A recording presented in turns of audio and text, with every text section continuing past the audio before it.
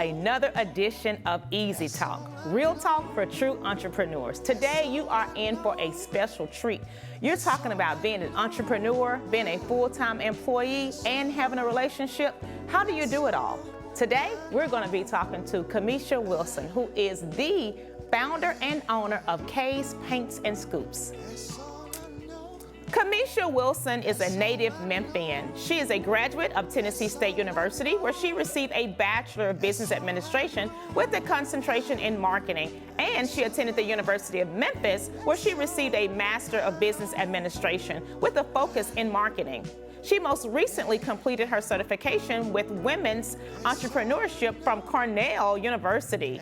She has worked in fundraising for the past 12 years at the top nonprofit in the United States, and most recently founded K's Paints and Scoops, which is a micro creamery in Memphis.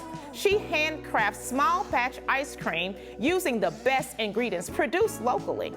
She's passionate about giving back to her community. She's a past president of the National Black MBA Association Memphis chapter and has served as a board member for more than 10 years.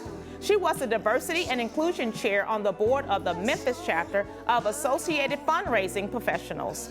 She mentors high school and collegiate students throughout the years as well as serving on several planning committees for nonprofits across Memphis. Kiamesha stays busy, you guys. She loves her community. She's a New Memphis Institute Fellow and was recognized as one of Memphis Business Journal's 2017 Top 40 Under 40 class in Memphis and the Urban Elite 2019 40 Under 40. She most recently won the Society of Entrepreneurs 2022 Mustang Award and the Women's Business Center South Pitch Competition.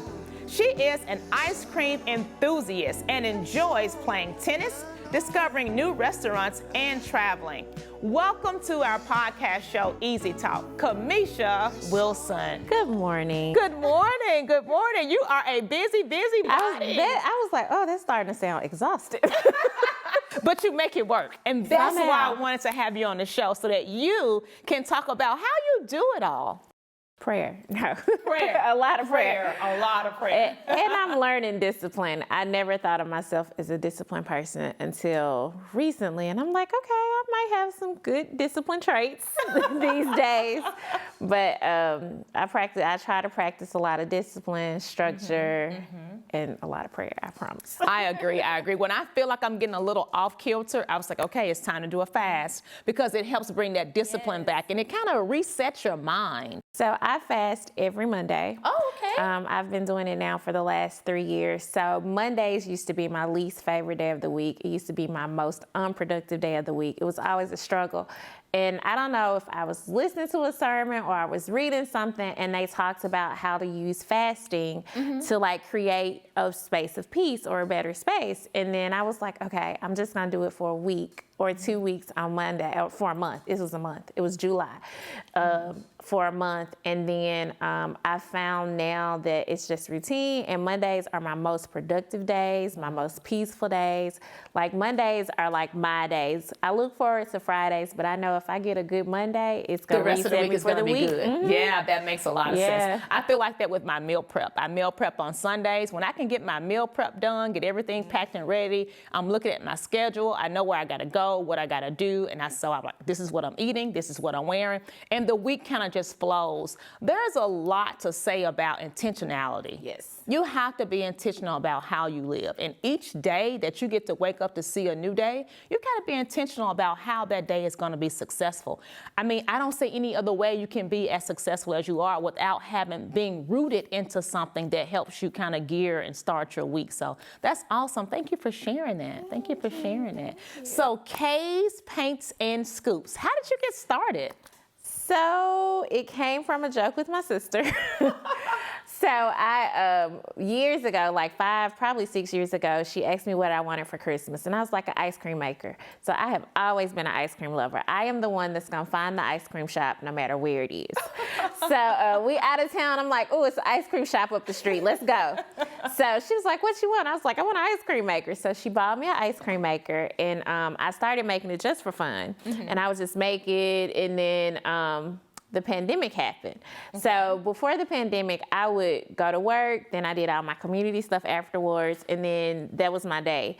But then I didn't have that anymore. So I was making ice cream at home because I didn't have anything else to do. And I was like, I can't eat this. And then I started posting on Facebook. I was like, hey, I'm making butter pecan this week. If you want some, let me know.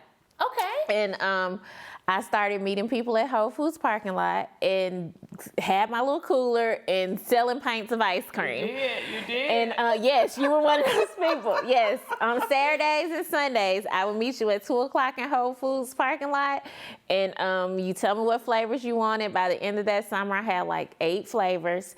And one weekend, I did like 100 pints of ice cream out of my house. In like, one weekend? One weekend. And I was like, this could be a thing. Like, Wow. people aren't just being nice. You know how you think your family and your friends are just being nice? And it's like, oh, you should sell this. And you like, oh, okay. But then that weekend, it really like a light bulb went off. And I went to ice cream school after that. So I learned all about flavoring and machines and textures and all of that. And then we found a building. We went through the renovation of the building, and 2 years after, that was 2020. 2 years after that, in 2022, is when we opened. Now, for our new entrepreneurs, or for those of you that's thinking about starting something, I want to go back to what you said. You went to school to learn the craft, to learn more about it. Mind you had already been making ice cream, but you knew if you were going to perfect it, that you needed to go another level. And getting that education on what you didn't know is what helped you really. So what did you learn? Was it anything different that you weren't doing, or were you surprised about anything? It was a lot different. You learn, so people think ice cream is just ice cream, but custard is an ice cream that has eggs in it. Like, our product doesn't have eggs in it. Soft serve uses a different machine. So like, going there, I learned the type of machine to buy, how long you run it, the texture you want. They're like 10 different forms of vanilla that can give your ice cream an undertaste in it. So one is floral. You may have heard of Mexican vanilla before, but all of that like goes into how your product tastes. So like, for instance, we have more than one vanilla that we use in different types of ice cream to get the taste where we would like it. But I would have never known that if I hadn't gone to school. Because you were doing well. You were doing well just making ice cream the way you made it. So I want to commend you for saying there is something more out there I need to know to make my brand the best. And I'm going to take time, invest in myself, and learn more about that. I mean, I've heard of people that start cooking out of their house or baking cakes and cookies, and it's going well, so they just keep doing what they're doing, but they don't know what they don't know. Exactly. And so that's just phenomenal that you decided to let me first go to school and learn more about this. Well, and I think a part of that came from, I'm one of those people, if I'm going to do it, I want to do it the right way, and I want to know all about it. During the pandemic, a local chef posted that his business would have ran better or been able to function better, but if he had known more about all the details of his business. And I was like, So my thought in building was like, I need to know how to make the ice cream. I need to know how to package it. I need to know, like, I don't have to be the expert at it all, but I need to understand it enough to successfully execute it. And there were things about it that I knew I didn't know. And so that was like, well, I got to find somebody who knows it. And I was Google found me some people, found a few places, and I looked at some reviews, and I was like, okay, we can do this. And like, there's a program at the University of Pennsylvania or Penn State that I want to get to one day. Like, they teach you the science, like everything. And I'm just like, oh, okay, I'll get there. Not yet, but I'll get there. You're really passionate about this. I can tell. I mean, you light up when you talk about the ice cream. It is something that I enjoy. And it's funny. I told my sister just last night, I was like, we were talking about setting goals and things like that. And she was talking about like finding what was next for her. And I was like, believe it or not, if you give yourself the space, God will show you what's next for you. I said, because I never ever talked about owning an ice cream parlor or being an ice cream manufacturer. I would would always say when I turned 40, I was gonna open a restaurant. And that was my thing. I was opening a restaurant and that's what I wanted to do. I said, never was I like, I'm gonna make ice cream. I wanna be a manufacturer. Like never crossed my mind. But when the pandemic happened and I was trying to figure out which way I wanted to shift and transition, right before that, I had to be still. And in being still, it came to me. Like, I feel like God showed me what was next for me. So it happens as me, you know, it just, it happens at the right time. When the timing is ready for you and it's your time, it's your time. Yeah. It's just your time. Another thing that you talked about was getting your building. So how did you get support for that? Any grants, any funding? If someone's looking to get help with their business, as you did, because your building is up and running, you just celebrated 2 years, you're doing well. Where did the money come from? So grants, a lot of grants, family funds, and some like bank loans, but majority of it. So I worked with a lot of programs here in the in Memphis, not the United, well, of course the United States, but in Memphis. And I was talking to one of my friends and at the time, and he said, you should do it. It's plenty of money out there. And I was like, okay, we'll see. So I worked with EDGE, which was one of the first programs that I worked with. Joanne Massey, yes, right? Yes, that's that program. Yeah. I worked with them, and the thing that I worked on before that makes it easier, that I felt made it easier for me, was that I had a plan. I could clearly state to somebody what I wanted to do, how I wanted it to work, and what I expected my outcome to be. And about how much that's going to cost. And how much it was going to cost. Because you've done the research. Yes. So that was a big part. So the first time I ever presented was at an EDGE board meeting for their, what's the name of the fund? I can't think of the ICE fund. Yes, that's it, for the ICE loan, which is like a 3-year forgivable loan as long as you stay in business for 3 years. Yes, forgivable. So as long as you stay in business for 3 years, they forgive it, I think, at like 33% a year or something like that. But that was the first program. I knew what I wanted to use the money for, and I let them see the work being done. And I think that's a part of it. I even had someone to say to me, you know, this is a new idea, a new concept, like in the follow through we see. And I think because of that, it was easier to like get a grant or get a loan because people could see the work that was happening versus the building just an is idea. already there. The building was there. You're trying to renovate the building at this point and needed funds to renovate. Yes. So the building was already there. We had to totally gut it and renovate the inside and make it up to Tennessee agriculture standards. But the work needed to be done. And so because of that, EDGE stepped in and they gave us, I want to say $15,000 to do some of the work in the building. And it was a big help. Like, it was a start, and it gave us like the money that we needed to be able to keep going at the time. Yeah. Wow. So EDGE was able to give you $15,000 forgivable over 3 years to help you with your renovation and get everything started. So now someone here listening may want to know, what does contracting look like? So can you give us just a little bit about, hey, I'm looking for a space. I want to start this business. How do I do it? Let me tell you. Your timeline will never be your actual timeline. And you have to, for me, so with Tennessee Agriculture Department, they have a service where they can send someone down to look at the space that you would like to bring up to code. And then he made recommendations on what we needed to do. Oh, good. So you have a specialist, an expert in it that was like, hey, this is what we need. So that was a good guide. Right.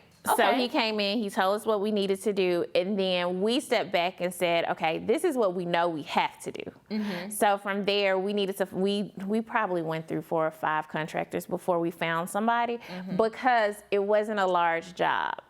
It was in comparison to other things, because that's 2021, and contracting and building and everything was hot because all the money was out there. So people weren't necessarily taking our contract because it wasn't large enough. So then we had to figure out how we could break it down or get it done without having to have a big contracting company to come in. So we had to do research and find and take bids and things like that to get the project done. So that took a while. My plan was a year. and we opened almost a year and a half later, maybe 2 years after what I wanted to open. But we got it down, and you learn about all things. You learn about walls. I never, like the type of wall you have to have in there, or the beam that has to go across the ceiling, or where the fire extinguisher, like it is so much that you have to learn in the process. And you hadn't even started a business. You hadn't even started the business yet. That's the thing. You haven't even started the business yet. So you're not making money. You're spending time trying to prepare. So when you start making money, you know you're running efficiently. And you're spending money and not receiving, you know, not taking in money. Now, I will say in that time, I did work with Epicenter, and I got a grant from Epicenter too, from their Friends and Family program that also helped with it, because there are also certain guidelines that the city has to have, that you have to have according to the city. So like we had to put in we had to change, like we had to present a variance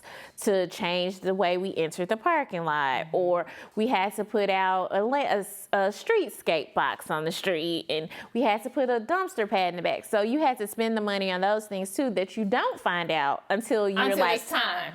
Through the program, and like, I'm ready to open my door, and they like, no, you need this too. You like, well, and I promise you, every time I look at that streetscape box, I'd be like, that's just $5,000 just sitting there. That like, people, what is this for? That people come and sit on outside the building randomly. So, you know, it's a process. It is a process. It sounds like, and I'm so glad to have you here, Kiamesha, because this podcast show is real talk for true entrepreneurs. And just listening to your story, being a true entrepreneur, it takes perseverance, it takes consistency, it takes patience. For believers, it takes prayer. You've got to have hope. You got to have a drive and want to do it. Yeah. So tell us, when you've got to hold on and you know this is the thing for you, what helps you to do that? I reset. So I was talking to my therapist about this. So you have a therapist. I have a therapist. That helps. Yes. That helps. But my name is Alicia Hill, and I have a therapist. I didn't know the power of having someone that wasn't in your family or wasn't a friend to just like talk it out with. Yeah. Yeah, they can give you unbiased, professional thoughts to help you see things from a different perspective. So, but I was telling her, I'm a person that will drive until I hit burnout. So I'm working on it though. But with that, I try to rest on Sunday. Like I try not, like Sundays is literally my day of rest. Like I go to church or I listen to it online, or I spend some time with my family, or I stay at home and do nothing. And like I may say to myself, like after 7 o'clock, okay, you can get on your laptop or something. But I really try to give myself a reset. I was listening to a podcast, and my friend actually said this to me once, that you can't be creative or innovative if you're always going. Yes. Like, so you don't get to hear either. Yeah, you don't get to hear either. You don't get the vision. You know, it just doesn't. So I started learning to use Sundays for that. I try to stick to a schedule to help myself not be so stressed out when things are out of order. Sometimes it can just drive my week off. So to deal with that, and then I stay in prayer. I stay listening to a word. I have wonderful friends, and they are encouraging. I had a friend. I had a moment like 2-3 weeks ago, and I was just telling her, and I was like, this. She was like, what are you talking about? You do this and you need to go do that and you're gonna be fine. It's just a moment. And like she snapped me back into my place real quick. Oh, wow. And I was like, okay, thanks for the reset. You felt yourself about to go there and just melt down. Yeah, no, I had a meltdown. You had a meltdown. Because I tell you, entrepreneurship is not for the weak. Sometimes it feels like a setup, I promise. Sometimes it feels like a setup and you wanna just cry. Yes. Like, I'm having a day today and I wanna just cry. I mean, it's a lot. Yeah. It's a lot. But when you have that passion and a strong desire to do something, it just keeps pulling you until you do it. And the strength comes from somewhere. It's like you can look back at your building and say, look what I went through. What if I had given up? What if I gave up in 2021? What if I gave up when the inspector came and said, you didn't meet this code, or you need this variance, or this beam has got to go right here, and you say, you know what, this is too much. This is too much. And I'm not saying I didn't think that. Right. But somehow, I kept going, yes. like, what would Will Smith say? Deep down. I knew that. Yes. Ooh, it took some deep down. Woo, But yeah. I'm about to tear up. But you can't even explain it. No, It's you like, can't. oh my gosh. And you know, the interesting thing is people ask you, they say, how do you do it? And some days you got a word to tell them how you do it. And some days you just be like, I don't know. Like, I literally think I'm don't know. I can't even Like, tell I you. don't know how I do it. And I be like, by the grace of God. Like, because some days I was like, I don't know how I did everything I do, because I feel like the first year I kind of let my health get away from me. So like this year I'm really like focused on trying to get back and have, so I'm not a morning person, but I was like, if you got to do it, you got to do it. So now I get up at 6:30 in the morning. That's it, doing what you got to do. 5:50 and be at the trainer at 6:30 in the morning. But it's because I felt like that was something that was missing that I used to enjoy doing. So I'm like, okay, you just got to do it. And that's the other thing. Sometimes you just got to do it. There's nothing else to do. You just got to Yeah. do it. Because I have found that in the 5 core areas of my life, something is always down here, and I'm trying to bring it back up here. Then this will go down here, and I'm like, there is no real balance. No. And you are a full-time employee, a full-time entrepreneur, a full-time church member. You're on all these boards. You're active in the community. I mean, you have a lot on your plate, and yet you're standing tall and strong. Thank you. It looks good on you. Thank you. You are doing a phenomenal job. Thank you are you doing so a phenomenal much. job. We're just trying to figure out the secret. Like, what is it? What is it? Is it I the don't know. assistant? I will say my family helps me a lot. So my parents are really helpful. They help a lot in the business. And my dad was an entrepreneur for years, and my mom, is an entrepreneur still. And my mom was a teacher for years. Okay. So for 40 years, something like that. Oh, wow. But so it's like bits and pieces that they bring. Like I could tell my mom, oh, I want a flavor. She was a home ec teacher. So I could be like, I want a flavor that tastes just like a carrot cake. So we'll get in the kitchen and we'll figure out, okay, we want it to taste like some maple and it's got a little carrot flavor. And we bring a carrot cake to life in the ice cream. But that's her thing. Like she knows how to do that. My dad is all operations and logistics. He could tell you how to get ice cream from point A to point B, where you going to stop, what temperature it's going to be when you get there. Like that is him. Like he runs it well. So if you're running a business, you need experts around Yes, you. You have to yes. have people that have strengths where you have weaknesses. And you Yes. have to let go of your pride and say, I need some help. And that's a hard thing. I will It say, is. my sister It is. tells me all the time, you got to figure out how to delegate. You got to figure out who can help you do some of these things. Because nobody can do it better than you. Nobody But can do it better people than you. can do it better than you. Right, but And we have that's to the tell reality ourselves of that it, and be yes. okay with it and know that they're going to get And it I done. don't even think it's that I think nobody can do it better than me. It's that I feel like nobody can do it faster than me. And I say that Oh. because it's easier for me to send out an email, look up some information, put a document together, versus me to tell somebody what I need, how I want it done, where I could just do it. That's my struggle. Because you have to have that priority list, yeah. like what's most important. Sometimes it's not that you can't do it or you can't do it well. It's you've got 10, and what 2 can I give to somebody else? That's what I'm learning. Like that's a big part of what I'm learning, because she tells me all the time, you got to learn how to help people, let people help you. And it's not that I don't want people to help me or I don't feel like they can do it. I just feel like it's easier for me to be able to just get it done myself. So by the time I call you and have to call you back Remember and to then email you. explain it, then follow up to see if you do it, I could have done it. Tell you to move this letter a little bit to the left, put a bigger space right here, be like, just give me the mouse. But that is not the best way to be. So you've been in business for 2 years. Yes. What's next for you? Where do you see yourself 5 years from now? 5 years from now. So I would love for us to be a regional brand 5 years from now. So having K's in stores all across the South and the Southeast. Where do you have stores now? So now we are mainly in Memphis. So we're in 13 stores in Memphis. Cordelia's Market, a South Point Grocer, High Point Grocer, Muddy's Bake Shop. Wow. Super Long Spotswood, Curbside Casserole. We're Central Barbecue in South Haven.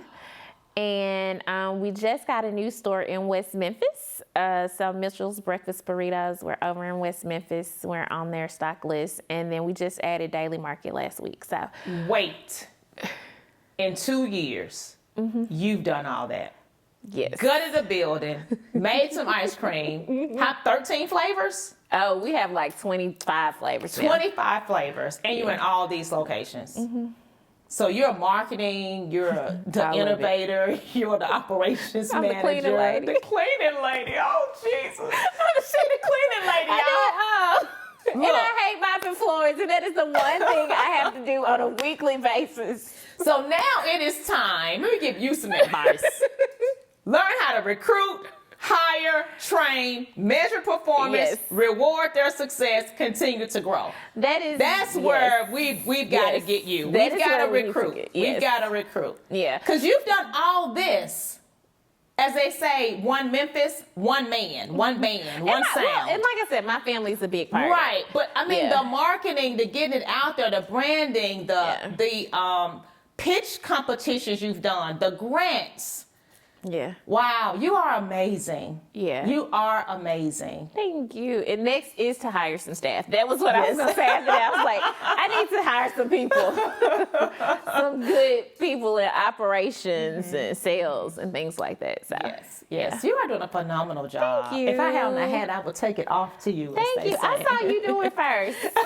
I'm telling you, I will never forget the day we were in Detroit and you were like, I want to be a professor at CBU, and I'm going to start my own brand and all this. And I was like, okay, Alicia, you're going to do all that in the next year? Because you were like, this is what I'm doing next year. And I was like, okay. And then I was like, well, she thinks she can do it. She can do it. And lo and behold, like 6 months later, you were like a professor at CBU. You had left your other job, and you were like a full-time entrepreneur. And I was like, oh, she did this. So hats off to you for continuing to like grow and model the way and show people that it can be done. And I admire about you that you do it all standing in faith. Like, I have never seen anybody, and when I say I have never seen anybody that be like, my God got me, I ain't worried. And she's like, gone down the road. And I'd be like, okay, girl, yeah, look, we got you. I literally have no other choice. I have no other. It's like, what are you going to do? Yeah. He will put you in a position where all you can do is just trust him. Yeah. Because like I said, it's that burning desire that you like. I got to do. They say won't let you sleep.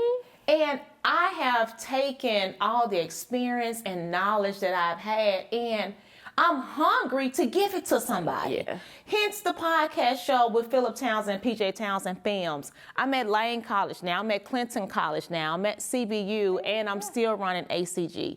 And I'm doing it in a way that I'm sharing the same thing.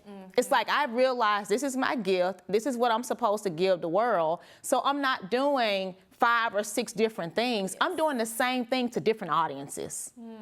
And that's what I feel like you're doing. You're creating love through ice cream to different audiences. So yes, I am so glad to have had you on. Anything you want to share that I maybe didn't ask? No, go get some ice cream. So how can we get ice cream? How can we get ice cream? You can get ice cream at any of the stores I listed earlier. We are available. Our creamery is at 2089 Winchester. We are open every Saturday from 12 to 6, except for August the 17th. We are taking a family vacation. And you need it. We need a break. So you can find us at the creamery on Saturdays from 12 to 6. South Haven, we're in Central Barbecue. West Memphis, we're in Mitchell's Breakfast Burrito. We're in 10 other stores in the city. You can order online. You can have it delivered to your doorstep once a month. Wow.